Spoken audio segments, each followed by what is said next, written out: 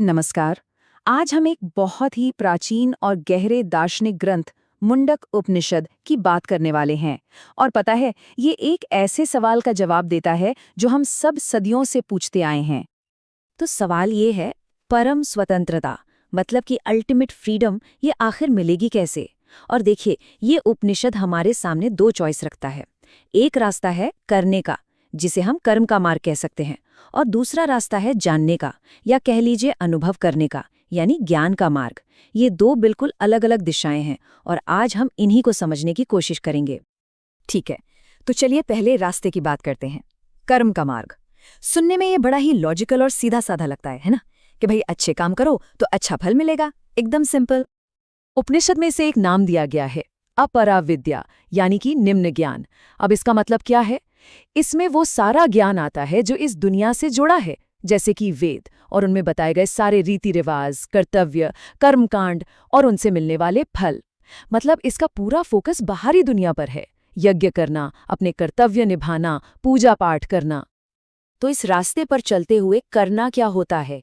इसमें बड़ी सावधानी से किए जाने वाले अग्नि यज्ञ हैं, जिन्हें अग्निहोत्र कहते हैं। साथ ही समाज के लिए अच्छे काम करना, जैसे कुएं खुदवाना, तालाब बनवाना वगैरह। इन सब का एक ही मकसद है, पुण्य कमाना। और इस पुण्य के बदले में इनाम क्या मिलता है? स्वर्ग में एक बहुत बढ़िया जगह। लेकिन, और ये शब्द यहाँ बहुत जरूरी है, वो जगह अस्थायी है, टेम्पररी। और ये वादा कितना शानदार लगता है। उपनिषद में इसका इतना खूबसूरत जिक्र है। सोचिए, कहा गया है कि यज्ञ में जो आहुतियां दी जाती हैं वो सूरज की किरणें बनकर आत्मा को सीधे स्वर्ग ले जाती हैं। वो खुद उस आत्मा को बुलाती हैं, कहती हैं, आओ आओ, ये वही पवित्र दुनिया है जिसे तुमने अपने अच्छे कर्मों से कमाया है। लेकिन कहानी में अब आता है एक जबरदस्त मोड़। उपनिषद, जो अभी अभी इस रास्ते की इतनी तारीफ कर रहा था, अब अचानक से उसी की एक बहुत बड़ी बुनियादी कमी सामने रखता है। यहाँ उपनिषद एक बहुत सीधी और कह सकते हैं कि कठोर चेतावनी देता है। वो कहता है कि ये जो कर्म का मार्ग है, ये चाहे कितना भी आकर्षक लगे, इसमें एक बहुत बड़ी गड़बड़ है। ये असल में एक शानदार दिखने वाली अंधी गली है। और यहीं पर उपनिषद एक बहुत ही जबरदस्त मेटाफर का इस्तेमाल करता है। वो इन यज्ञों और अनुष्ठानों को स्वर्ग का पुल नहीं, बल्कि असुरक्षित नावें कहता है। मतलब ऐसी कमजोर नावें जो आपको भवसागर पार नहीं करा सकती। और वो लोग जो इसे ही सबसे बड़ी चीज मानकर इसकी तारीफ करते हैं, उन्हें मूर्ख कहा गया है। वो बार बार बुढ़ापे और मौत के चक्कर में पड़ते रहते हैं। तो फिर इस कर्म के रास्ते में असली प्रॉब्लम क्या है? प्रॉब्लम ये है कि इसका जो नतीजा है वो परमानेंट नहीं है, टेम्परेरी है। स्वर्ग का सुख एक लिमिटेड टाइम के लिए है। इसे ऐसे समझिए कि पुण्य एक तरह का फ्यूल है, और जैसे ही ये फ्यूल खत्म होता है, आत्मा को वापस नीचे गिरना पड़ता है, इसी दुनिया में या कभी-कभी तो इससे भी नीचे। और दुखों का वो चक्र फिर से शुरू। ग्रंथ में ऐसे लोगों की हालत बताने के लिए एक और जबरदस्त कहावत का इस्तेमाल हुआ है, जो इस निम्न ज्ञान से ही चिपके रहते हैं। कहा गया है कि वे अंधे का नेतृत्व करते हुए अंधे की तरह हैं, बस भ्रम में भटक रहे हैं और बार बार दुखों की मार झेल रहे हैं। तो देखिए, यहाँ समझने वाली बात यह है कि उपनिषद कर्मों की बुराई नहीं कर रहा। वो उस इंसान की आंतरिक हालत की बात कर रहा है जो ये कर्म कर रहा है। वो लोग खुद को बहुत बुद्धिमान समझते हैं, लेकिन असल में वे भ्रम में हैं। वो जो भी कर रहे हैं वो फलों के प्रति लगाव, यानी राग की वजह से कर रहे हैं।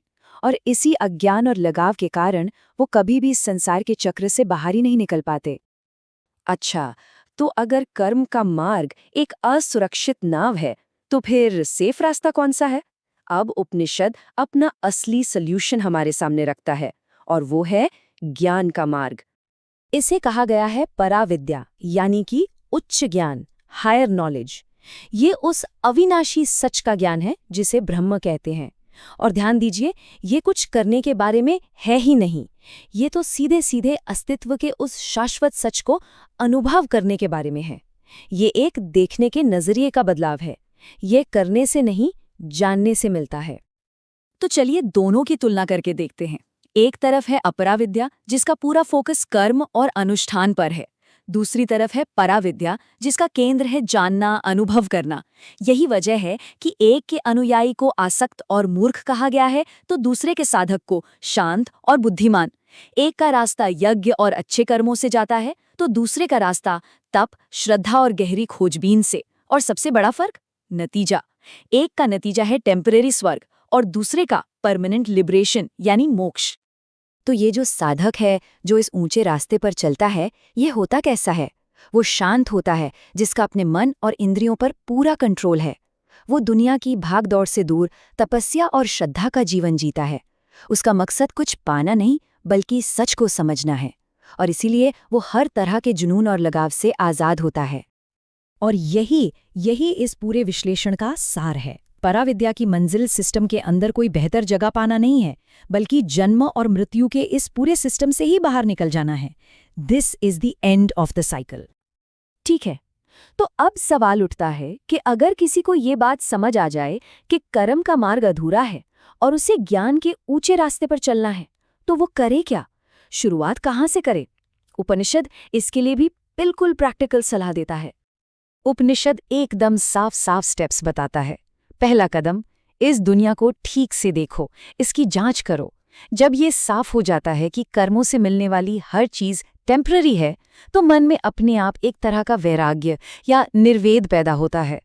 और जब ये वैराग्य आ जाए, तब अगला कदम है पूरी विनम्रता के साथ एक योग्य गुरु के पास जाना। लेकिन गुरु कैसा हो? कोई भी नहीं। उपनिषद कहता है कि गुरु श्रोत्रिय होना चाहिए, मतलब उसे शास्त्रों की गहरी समझ हो। पर सिर्फ इतना ही काफी नहीं है, उसे ब्रह्मनिष्ठ भी होना चाहिए। यानी वो सिर्फ किताबी बातें न करता हो, बल्कि उसने खुद उस परम सत्य को अनुभव किया हो। सिर्फ ऐसा गुरु ही अपने शिष्य को अज्ञान के समंदर से पार ले जा सकता है। तो आखिर में ये सारी बातचीत हमें एक बहुत ही गहरे सवाल के साथ छोड़ जाती है। अगर ये सारे यज्ञ और कर्मकांड एक असुरक्षित नाव हैं, तो फिर वो पानी या वो समंदर क्या है जिसे हम सब पार करने की कोशिश कर रहे हैं? ये सवाल हमें सोचने पर मजबूर करता है कि आखिर ये अस्तित्व है क्या? यकीनन सोचने के लिए एक बेहतरीन विचार है।